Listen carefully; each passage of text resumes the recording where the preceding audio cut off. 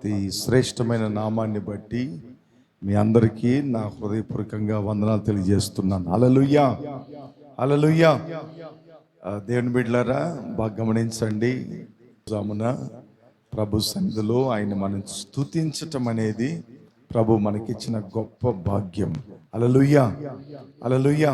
కాబట్టి ఈ సందర్భాన ప్రభు ఈ మాసం మనకిచ్చే వాగ్దానం ఏందనగా, యెషయా రాసిన గ్రంథం 43వ అధ్యాయం, యెషయా எழுதின புத்தகம் 43வது அதிகாரம் 19வது வசனத்தை நாம் வாசிப்போம். యెషయా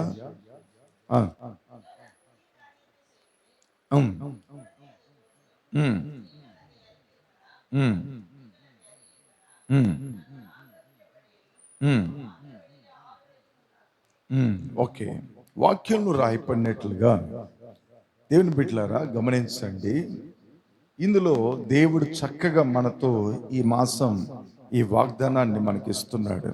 ఇదిగో నేను ఒక నూతన క్రియ చేయుచున్నాను, ఇప్పుడే అది మొలుచును, మీరు దానిలోనిది చింతింపరా, ఆలోచింపరా. అట్లని వాక్యంలో రాయబడి ఉంది. గమనించండి దేవుని బిడ్డలారా, ఇందులో రాయబడినట్లుగా ఈ ఫ్యాన్ కొద్దిగా ఆఫ్ చేయండి నాన్న, కొద్దిగా ఆఫ్ చేయండి. Second, okay, done. అంతే అంతే, రెండు. ఇందులో రాయబడినట్లుగా, ఇదిగో నేను ఒక నూతన క్రియ చేయుచున్నాను, ఇప్పుడే అది మొలుచును, మీరు దానిని ఆలోచింపరా. అట్లని ప్రభు యొక్క మాటను మనకి ఈ మాసం వాగ్దానం ఇస్తున్నాడు. ఇది మనం గుర్తుపెట్టుకోవాలి. ఇందులో రాయబడినట్లుగా దేవుడు మనతో స్పష్టంగా చెబుతున్న మాట, అంటే ఆయన మనతో కూడా స్పష్టంగా చెబుతున్న మాట ఇది. ఈ మాసమంతా ఒక నూతనమైన క్రియ చేయబోతున్నాడంట. మనకేం చేయబోతున్నాడు? నూతనమైన క్రియ చేయబోతున్నాడు. మరి ఇన్ని రోజులు ఏమేం చేశాడో అవన్నీ కాక, ఇన్ని రోజులు చేసిన ఎన్నో కార్యాలు కాకుండా, ఈ జూన్ మాసంలో దేవుడు మనతో అంటున్నాడు, నేను ఒక నూతన క్రియ మీకు చేయబోతున్నాను. ఒక క్రొత్త కోణంలో, ఒక క్రొత్త మార్పులో, ఒక క్రొత్తైన విషయములో ఒక నూతనమైన కార్యాన్ని మీకు నేను చేయబోతున్నాను. అట్లని ప్రభు అంటున్నాడు. చప్పలు కొట్టి దేవుని మహిమపరచండి. హల్లెలూయా, హల్లెలూయా. ఈ జూన్ మాసంలో ప్రభు నీతో కూడా అంటున్న మాట ఇది. నేను ఒక నూతన క్రియ చేయబోతున్నాను అంటున్నాడు. దేవుని బిడ్డలారా, మన దేవుడు ఎప్పుడు కూడా క్రొత్తవి, వ్యత్యాసమైనవి, మనం ఎన్నడూ ఊహించలేనివి మన ముందు ఆయన చేసి చూపిస్తాడు. మన ముందు ఇట్లా జరిగిస్తాడు ఆయన. అందులోనే రాయబడింది, నేను అరణ్యములో త్రోవను కలుగు చేసిన వాణ్ణి అంటున్నాడు. ఎక్కడైనా ఏ మనిషి నడవని చోట్లలో త్రోవలు ఏర్పడతాయా? ఏర్పడవు. అయితే దేవుడు అరణ్యములో త్రోవల్ని ఏర్పాటు చేసిన వాడంట ఆయన. అది కాకుండా నేను ఎడారిలో నదులను పారజేసిన వాడిని అంటున్నాడు. అంటే ఇటువైపు నీళ్లు ఎన్నడూ నిలబడవు, ఇటువైపు రానే రావు, ఇక్కడ నీళ్లు గుట్టనేది ఉండదు. అట్లని చాలా మంది వాళ్ళ ప్రాంతాల్లో ఆలోచన చేస్తూ ఉంటారు. ఇప్పుడు మనం కూడా అనుకుంటాం కదండి, కొన్ని సందర్భాల్లో మనం కూడా అనుకుంటాం, ఈ కామరాజ్ నగర్లో మట్టుకు నీళ్లు రావు, ఎంత ఉన్నా బయటనే వస్తాయి, అట్నే వెళ్ళిపోతాయి, ఎందుకంటే మేము ఎత్తులో ఉన్నాము. అట్లన్న మైండ్ సెట్ మనకు ఉంటుంది. అయితే ఏదో ఒక రోజున గొప్ప ఎల్లవలు వచ్చినాయి అంటే లోపలికి కూడా నీళ్లు రావటానికి అవకాశం ఉంది అన్నది మనం తెలుసుకోవాలి. కాబట్టి దేవుడు అంటాడు, ఎడారిలో నేను, అరణ్యములో నేను త్రోవను కలుగు చేసిన వాడిని, ఎడారిలో నదులను పారజేసిన వాడిని. అంటే ఎన్నడూ చూడలేని కార్యాలు, ఎన్నడూ గ్రహించలేని కార్యాన్ని దేవుడు ఏం చేస్తాడంటే మన ముందు దాన్ని చేసి చూపిస్తాడంట. హల్లెలూయా. కాబట్టి మన దేవుడు ఈ జూన్ మాసంలో ఒక్కొక్క క్రొత్తైన కార్యాలు చేయబోతున్నానని మనతో కూడా వాగ్దానం చేస్తున్నాడు. ఆయన మాట చెప్తే దాన్ని నెరవేర్చగల శక్తి కలిగిన దేవుడై ఉన్నాడు. ఆయన మాట ఇస్తే దాన్ని చేస్తాడు. ఒక క్రొత్త కార్యాన్ని మన కుటుంబంలో దేవుడు చేయబోతున్నాడు. ఒక క్రొత్త కార్యాన్ని మన ఉద్యోగంలో దేవుడు చేయబోతున్నాడు. ఒక నూతన కార్యాన్ని దేవుడు మన జీవితంలో మన లోపల చేయబోతున్నాడు. కాబట్టి అవన్నీ ఒక్కొక్కటి మనము ధ్యానం చేద్దాం. లేఖన గ్రంథంలో 1 కొరింథీయులు రాసిన పత్రిక 5వ అధ్యాయము 17వ వాక్యాన్ని చదవండి. 2 కొరింథీయర్ 5వ అధికారం 17వ వచనం. 2వ కొరింథీయులు రాసిన పత్రిక 5వ అధ్యాయము 17వ వాక్యాన్ని మనం చదువుకుందాం.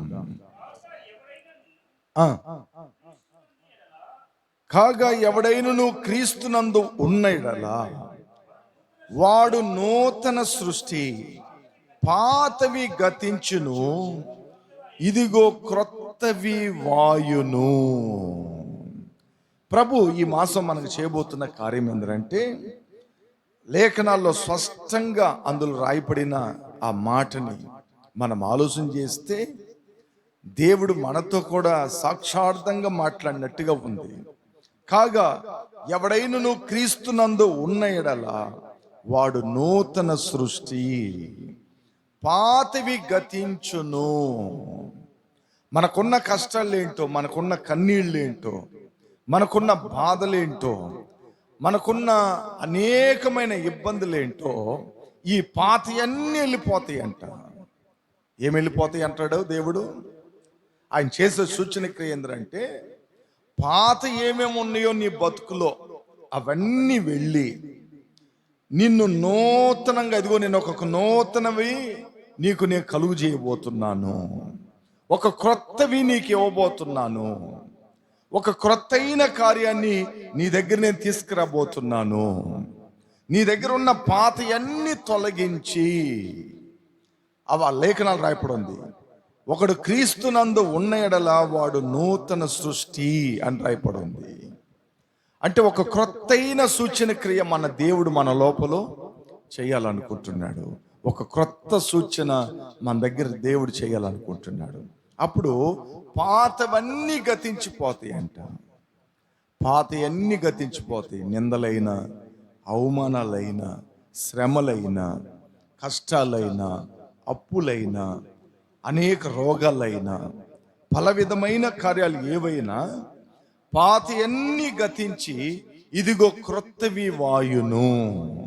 దేవుడు చేసే నూతన క్రియ అని తెలుసా? నీకు క్రొత్తైన ఒక బ్రతుకుని, ఒక నూతనమైన ఒక జీవితాన్ని ప్రభు మనకి ఇస్తాను అంటున్నాడు. ఇదిదా నూతన క్రియ అంటారు, నూతన కార్యము అంటారు. కాబట్టి మన దేవుడు మన జీవితంలో మనకు ఏం చేయబోతున్నాడంటే, పాతయన్నీ మన దగ్గర నుంచి తీసేసి ఒక క్రొత్తైన వాటిని మన మధ్యలో దేవుడు చేయబోతున్నాడు. మనం ఎన్నడూ ఊహించలేనివి, మనం ఎన్నడూ తలంచలేనివి, మనం ఎన్నడూ చూడలేనివి ఆయన మన ఎదుట చేయబోతున్నాడు. ఆయన మన ఎదుట వీటిని చూపించబోతున్నాడు ఆయన. అదిదా ఈ జూన్ మాసంలో ప్రభు మనతో కూడా ఇచ్చే వాగ్దానం. కాబట్టి మరొక వాక్యాన్ని కూడా మనం చూద్దాం. చూడండి, కీర్తన రాసిన గ్రంథం 51వ అధ్యాయము 10వ వాక్యాన్ని చదువుకుందాం. కీర్తన రాసిన గ్రంథం 51వ అధ్యాయము 10వ వాక్యాన్ని చదువుకుందాం. దేవా, నా యందు శుద్ధ హృదయము కలుగు చేయము, నా అంతరంగములో స్థిరమైన మనసును నూతనముగా పుట్టించుము. దేవుడు రెండేది నీకు ఇవ్వబోయేది ఏంటంటే, నూతనమైన మనసుని ఇవ్వబోతున్నాడు. క్రొత్త మనసుని ప్రభు నీకు ఇవ్వబోతున్నాడు. అప్పుడు పాత మనసు ఎట్టాడిది తెలుసా? పొరాపన పడేది, అసూయ పడేది, కోపపడేది. ఏంటండి? పాత మనసు ఏందంటే గొడవ వేసుకునేది. పాత మనసు ఏందంటే చెడ్డ మాటలు మాట్లాడేది. ఇట్లా అన్ని చెప్పుకోవచ్చు. పాతదానికి కొత్తదానికి వ్యత్యాసాలు ఉన్నాయి. పాతవి కొత్తవి వ్యత్యాసాలు ఉన్నాయి. నాకు తెలిసి ఒక ఆయన ఉన్నాడు, ఆయన భయంకరమైన తాగుబోతుడు. రెండోది రవిడి. ఇక్కడ నాలుగు కింద బ్లేడ్ పెట్టుకొని ఉంటాడు. ఎప్పుడు పిక్ పాయింట్లు కొడతా ఉంటాడంట. ఒకసారి ఒకటి పిర్ర కోసేసాడంట ప్యాంటుతో కలిసి. ఆయన ఎప్పుడైతే యేసయ్య నమ్మాడో, తాగిండంటే అంత బూతులు మాట్లాడతాడంట. అంత భయంకరమైన వ్యక్తి అంట. ఆయన సాక్ష్యం వింటా ఉంటే ఆశ్చర్యపడిపోయినా నేను. ఎప్పుడైతే యేసయ్యని నమ్మాడో ఆయన మనసు మారిపోయింది, అట్నే నూతనంగా మారిపోయింది. ఆయన అంటాడు, ఇప్పుడు అలాంటి నీచమైన మాటలు మాట్లాడటానికి నాకు చీదురు పడుతుంది అంటాడు. ఇప్పుడు ఆయనకి ఏమొచ్చింది? అందం ఏమొచ్చిందండి? ఆయనకి క్రొత్త మనసు వచ్చింది అని చెప్పాలి మనం. ఆయన దగ్గర పాతది పోయేసి కొత్త మనసు వచ్చిందిరా. మనిషి పద్ధతులు మారినాయి, వ్యవహారాలు మారినాయి, పద్ధతుల గుణ లక్షణాలు మారినాయి. మనిషి దగ్గర ఎన్నెన్నో రకరకాలైన శాస్త్రాలన్నీ మారినీరా. ఏదో క్రొత్త మార్పు వచ్చిందిరా అంటే దాని అర్థం ఏంటంటే మనసు మారింది. మన ప్రభు ఈ మాసం మనకు చేస్తున్న ఆ నూతన క్రియ ఏంటంటే రెండేది.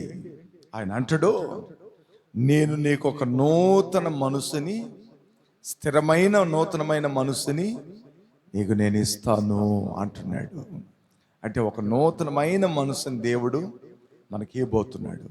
దేవుని బిడ్డలారా, మన నూతనమైన మనసు ఉంటే అది అనేకులకి అది ఆశీర్వాదకరంగా ఉంటుంది. మనం కానీ నూతనమైన మనసు కలిగిన వాళ్ళమై ఉంటే మన ద్వారా అనేకులు దీవించబడతారు, అనేకులకి నెమ్మది వస్తుంది, అనేకులు సంతోషపడతారు. బైబిల్లో మీకు అందరికి తెలుసు, మన యోహాన్ గారు తెలుసు. యోహాన్ గారు పుట్టాడు కదా. యోహాన్ గారు పుట్టడం వలన ఆయన అనేక హృదయాలు సంతోషించినాయి అంట. ఎవరు పుట్టడం వలన? ఇంకా ఆయన బెరగల, నడవల, అన్నం తినలా, స్కూలుకు పోలా, ఇంకా యేసయ్య గురించి చెప్పలా, ఇంకా అద్భుతాలు చేయలా, ఇంకా ఏమే చేయలే. ఆయన చేయక ముందే బైబిల్లో ఏం రాయబడి ఉందంటే ఆయన పుట్టడం వలన అనేకులు సంతోషించిరి అని ఉంది. ఎవరో? జ్ఞానస్థానం ఇచ్చే యోహాన్ గారు, బ్యాప్టిస్టం ఇచ్చే యోహాన్ గారు పుట్టడం వలన అది అనేకులకి సంతోషం అంట. ఎందుకు చెప్పండి? ఆయన పుట్టేటప్పుడే మంచి మనసుతోనే ఈ భూమి మీద జన్మించాడు. కాబట్టి ఒక నూతనమైన మనసు అనేది మనకు వచ్చేటప్పుడు మన ద్వారా అనేకులకి ఆశీర్వాదకరం, అనేకులకి నెమ్మది, అనేకులకి దీవెన కలుగుతుంది. ఆ నూతన మనసు అనేది మనకి ఎప్పుడు కూడా ఉండాలి. ప్రభు ఈ మాసం మనకి ఇచ్చేది ఏంటంటే రెండేది, నీకు నూతనమైన మనసు నేను ఇస్తాను. ఎవరు ఇవ్వలేరండి. ఇదంతా నేను చెప్పే ప్రతి వర్డ్స్ వచ్చి ఏ మనిషి ఇవ్వలేడో, ఎంత పెద్ద మేధను ఇవ్వనవదు. ఇది యేసయ్య తప్పితే ఇంకెవరు ఇవ్వనవదు. ఆయన తప్పితే ఈ కార్యాలన్నీ ఇవన్నీ ఒక మనిషికి కలిగినాయి అంటే దీనికి మించింది గొప్ప గొప్ప విషయాలు మరొకటి లేవు చెప్పుకోవటానికి. కాబట్టి దేవుడు అంటాడు, నేను నీకు నూతనమైన పాత ఎన్ని తీసేసి నేను క్రొత్తవి నీకు ఇస్తాను, అందులో నీ మనసును కూడా నేను క్రొత్తగా మారుస్తాను అంటున్నాడు. అప్పుడు దేవుడు మనకి ఇచ్చే వాగ్దానం ఏంటంటే ఈ మాసం మనకు నూతనమైన ఒక మనసుని దేవుడు మనకిస్తాడు. బాగా గమనించండి, నాకు చాలా విషయాలు ఉపమానాలు చాలా దండికి తెలుసు. మీకు అందరికి మర్రి చెట్టు తెలుసు. మర్రి చెట్టు ఆకులు సంవత్సరానికి ఒకసారి అన్ని రాలుతాయి, రాలి ఒట్టి కొమ్మలే ఉంటాయి. మర్రి చెట్టు ఆకులు ప్రతి సంవత్సరం ఎవ్రీ ఇయర్ దాని లీఫ్లన్నీ కింద పడిపోతాయి.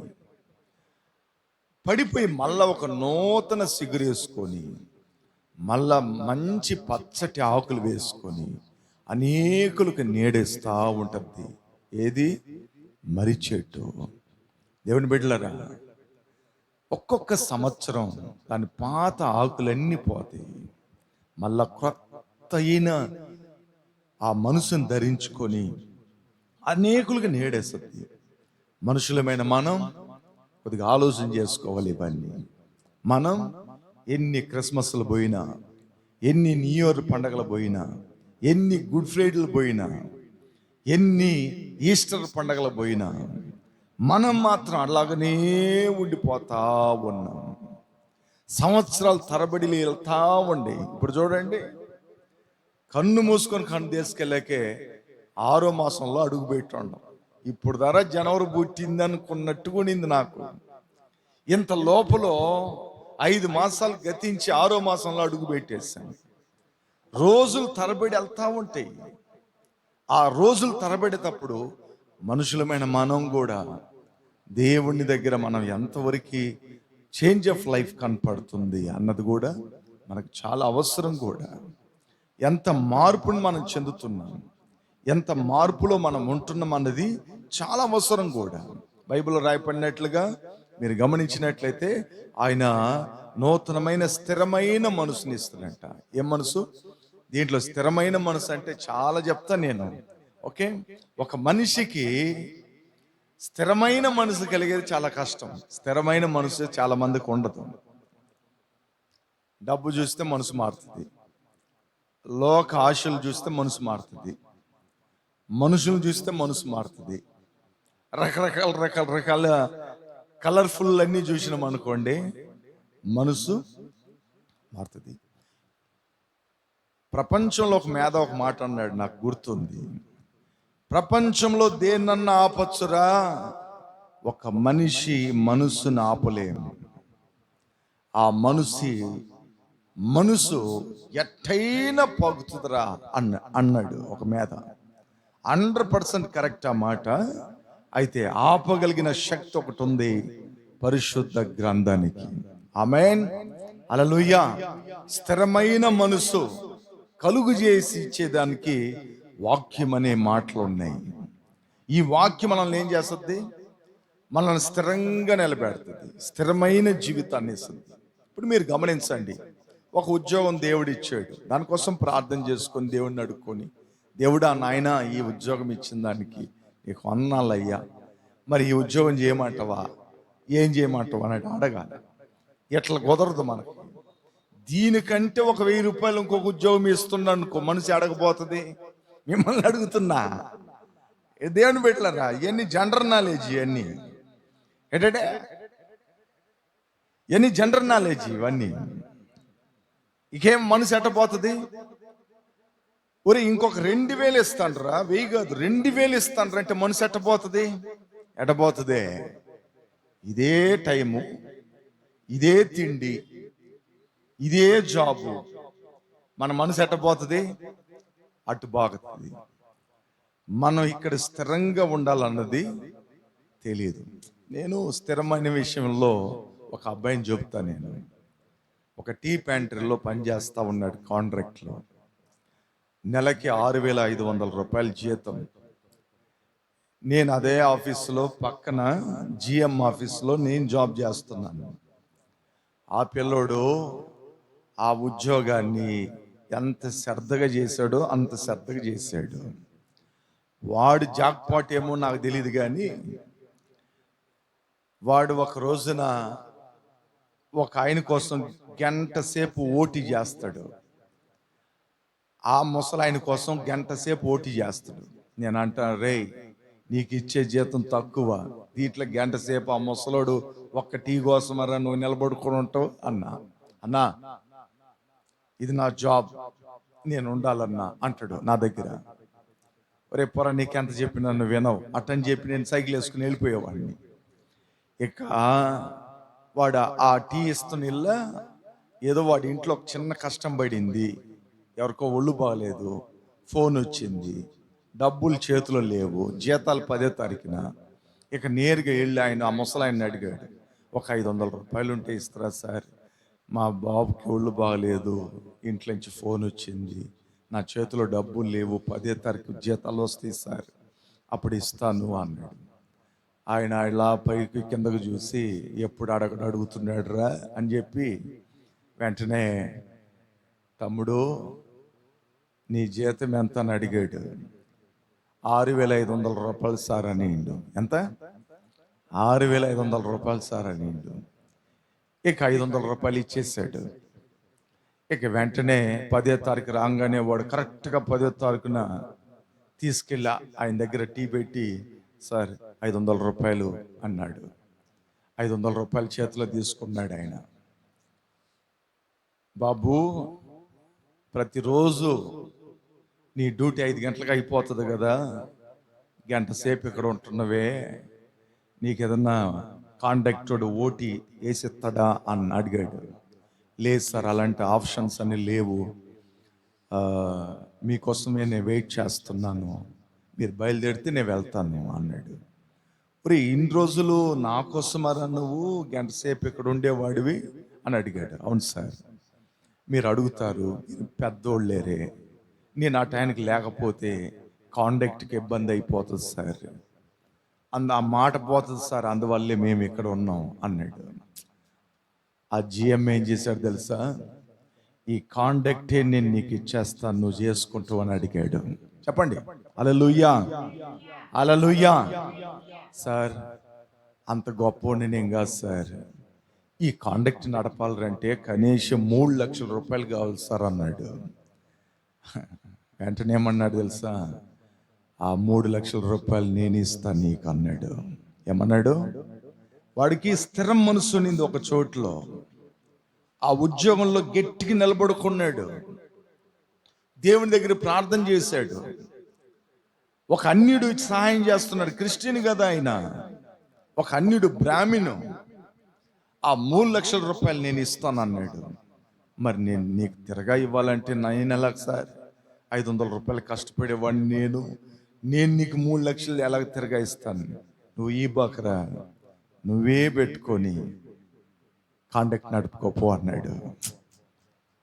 వాడు నా దగ్గరికి వచ్చి చెప్తున్నాడు, అన్న డానియల్ అన్న, దేవుడు గొప్ప కార్యం చేశాడు, నా ప్రార్థన విని అన్నాడు. ఏంట్రా అన్న? అన్న, టీ ప్యాంట్రీ క్యాంటీన్ కాండక్ట్ నాదన్న అన్నాడు. పెత్తరపోయినా నేను, రే నీ ప్రార్థన ద్వారా దేవుడు నేను గొప్ప చేశాడు అన్న. ఈరోజు దాన్ని ఏమంటారండి, పుట్లూరు వాళ్ళు ఇక్కడే చెన్నైలో ఉంటే అన్నదమ్ములకి బాగా కీసులాట్లు ఎక్కువ జరుగుతాయి. అప్పుడప్పుడు నా దగ్గర చెప్పి బాధపడతాడు, అందరికీ షట్ అట్టని చెప్పేసి పోయేసిండు. అర్థమైందండి మీకు? అర్థమైందా? సలే టాటా బాయ్ బాయ్ అని చెప్పాడు. మనోడు పుట్లూరులో ఇల్లు కట్టుకున్నాడు, పెద్ద ఇల్లు. ఏది? కాండక్ట్లో నుండే డబ్బులే బాగా సంపాదించి రెండు బైకులు పెట్టుకుని ఉన్నాడు. ఒకటి సిటీలో బేషన్ బ్రిడ్జ్లో ఉంటుంది, ఒకటి పుట్లూరు రైల్వే స్టేషన్లో ఉంటుంది. అంటే నేను అన్నాను, రే ఎట్లా అంటే, అన్న అక్కడ ఒక బండి ఉంది, ఇక్కడ ఒక బండి ఉంది, ఇక్కడికి ట్రైన్లో దిగుతాను, ఈ బండి వేసుకుని ఇట్లా పోతాను, అక్కడి నుంచి ఎక్కుతాను, అక్కడ ట్రైన్లో దిగుతాను, ఇటు నుంచి పోతాను, ఒకసారి వచ్చి మా ఇంటికి వచ్చి ప్రార్థన చేయన్నా అన్నాడు. వస్తాను లేరా, తప్పనిసరిగా వస్తాను, నాకు పనులు ఉండేవి చాలా, నీతో పనులు ఉండేవి, ఖచ్చితంగా వస్తాను అన్న. చెప్పినాను కానీ ఇంకా 3 సంవత్సరాలుగా పోవాలా.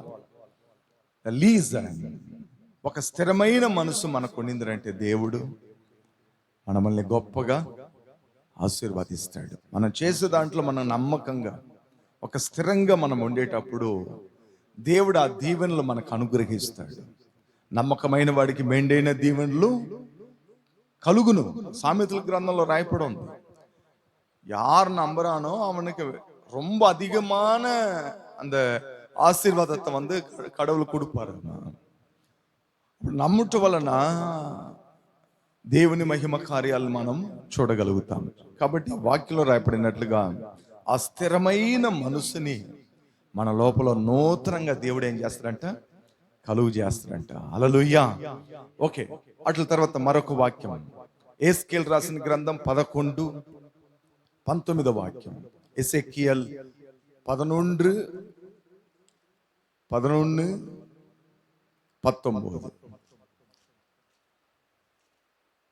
சீக்கிரம் படிங்க.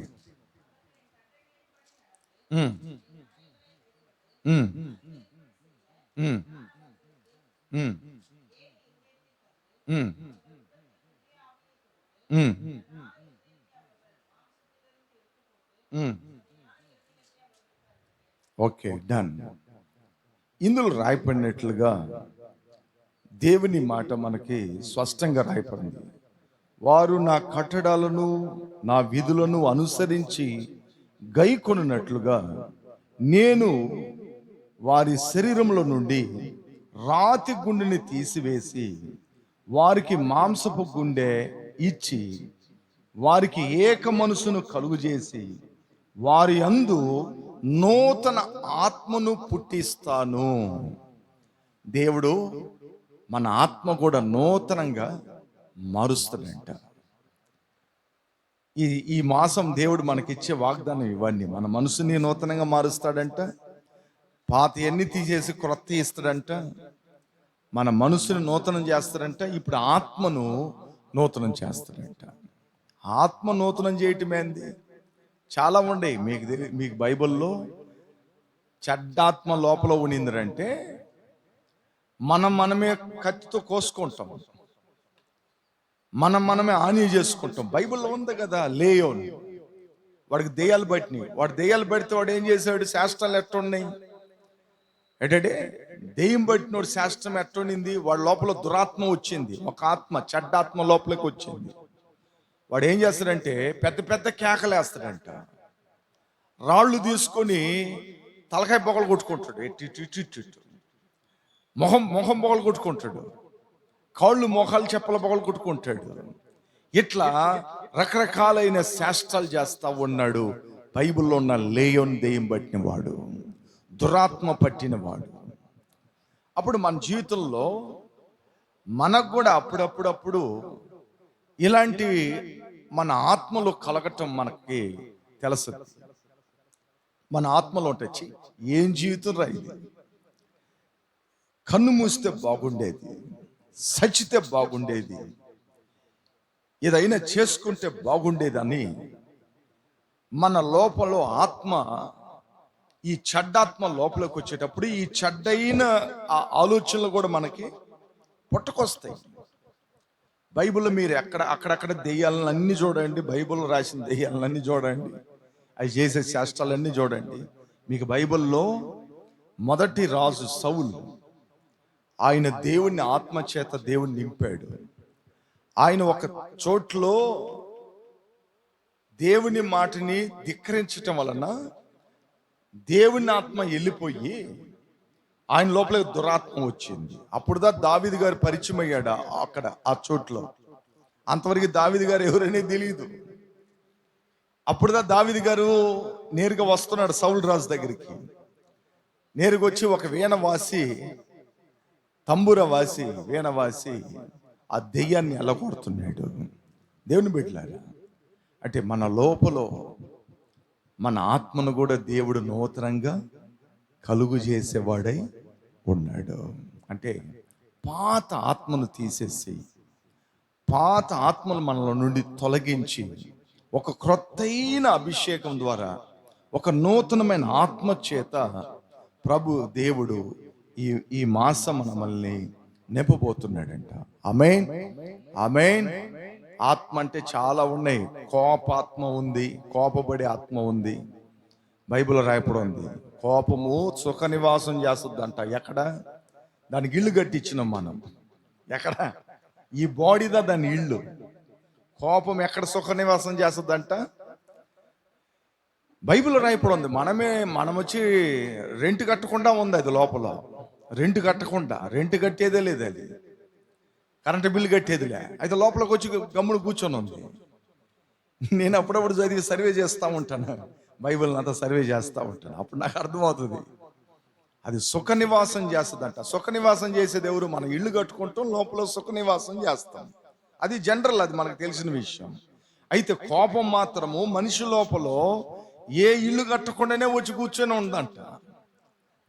ఇట్లా చాలా రకాలైన మన లోపలికి వచ్చి సుఖ నివాసాలు చేసే ప్రతి విషయం అప్పుడు ఈ ఆత్మలన్నీ కూడా, ఈ చెడు ఆత్మలన్నీ కూడా మన లోపల ఉండటం వలనే మనం పలరకంగా మారటం, పల విధాలుగా మన జీవితము వెళ్ళిపోవటం, పల విధాలుగా మన జీవితంలో మనమే అలాగా ఇక లోకముగా మనం జీవించేదానికి కారణాలు అవే.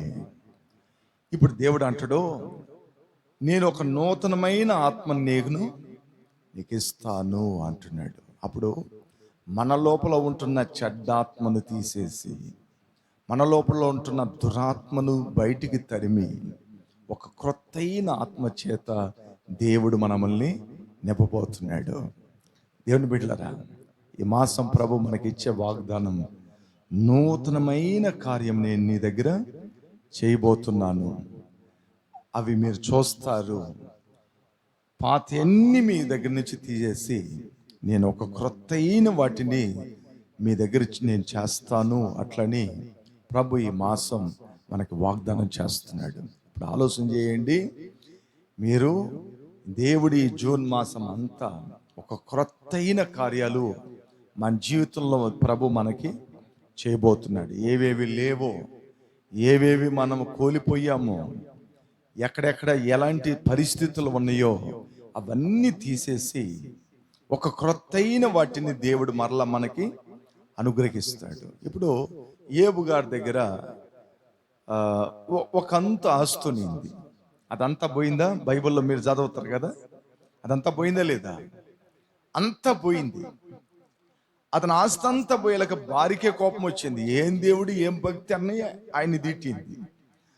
అందరూ వచ్చిండ్రు, ఫ్రెండ్స్ అంతా వచ్చి, రే నువ్వు ఎక్కడో తప్పు చేసినవురా అట్లనే వాళ్ళు అంటున్నారు. ఇక ఎటు కాలేదు, ఇక ఎటు చూసినా అందరూ ఏదో ఒకటి అంటున్నారు. అప్పుడు దేవుడు అతని దగ్గర ఉన్న పాత ఆశీర్వాదాన్ని తీసేసి 200 క్రొత్త ఆశీర్వాదాన్ని మళ్ళా ఏబు గారికి ఇచ్చేశాడు. హల్లెలూయా, హల్లెలూయా.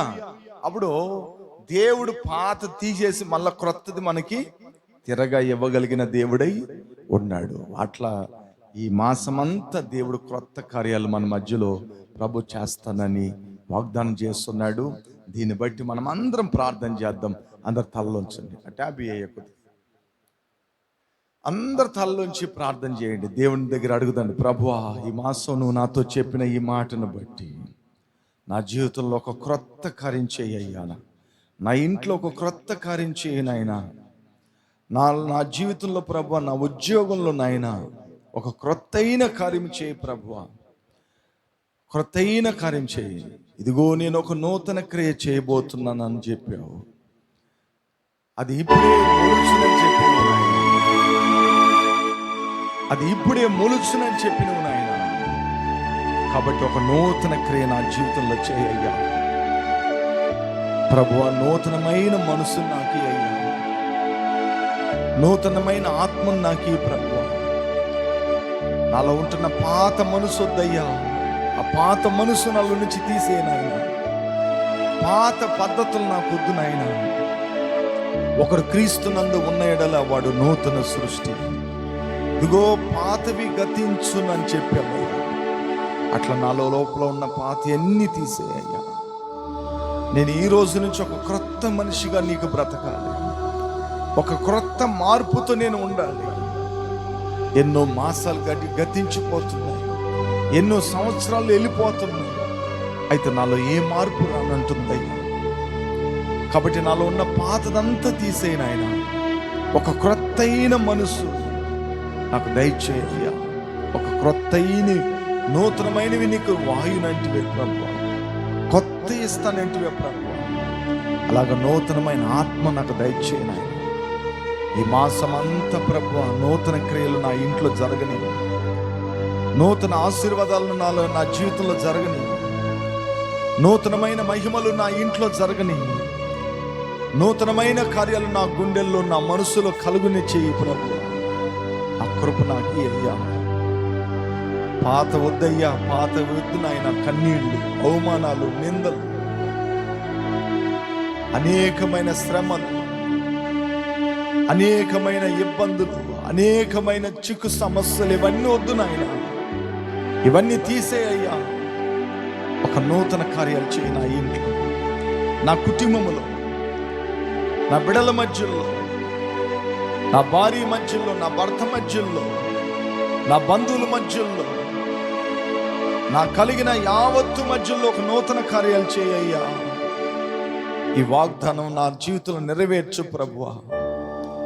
ఈ వాగ్దానం నెరవేర్చు నాయన. నేను నీకు సాక్ష్యం చెప్పాలయ్యా.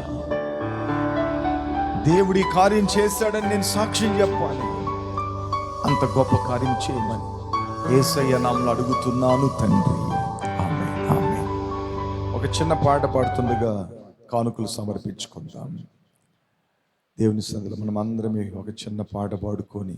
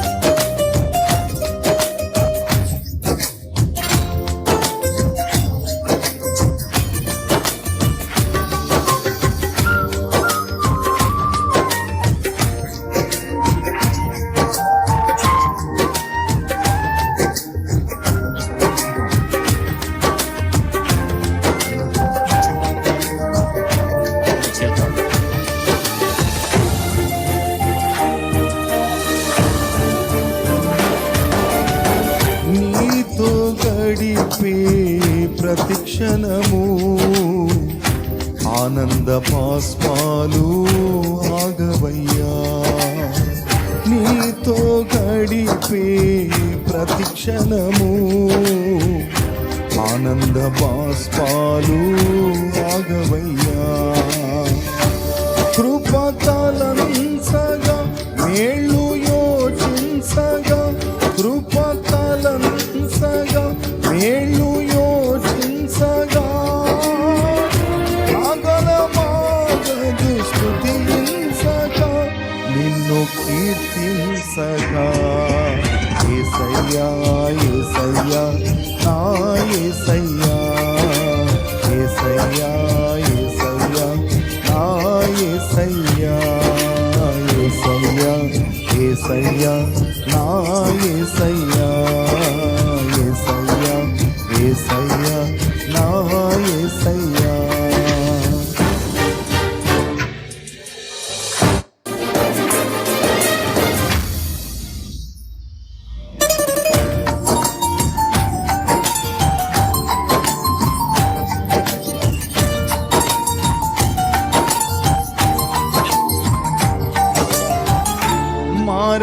వంటి నా జీవితాన్ని మధురముగా మార్చి ఘనపరచినావు. చేదు వంటి నా జీవితాన్ని మధురముగా మార్చి ఘనపరచినావు. నా ప్రేమ చేత కాదు, నీవే నన్ను ప్రేమించి, నా ప్రేమ చేత కాదు, నీవే నన్ను ప్రేమించి, రక్తాన్ని చిందించి నన్ను రక్షించావు. రక్తాన్ని చిందించి నన్ను రక్షించావు. యేసయ్యా, యేసయ్యా, నా యేసయ్యా, యేసయ్యా, యేసయ్యా, నా యేసయ్యా, యేసయ్యా, యేసయ్యా, నా యేసయ్యా.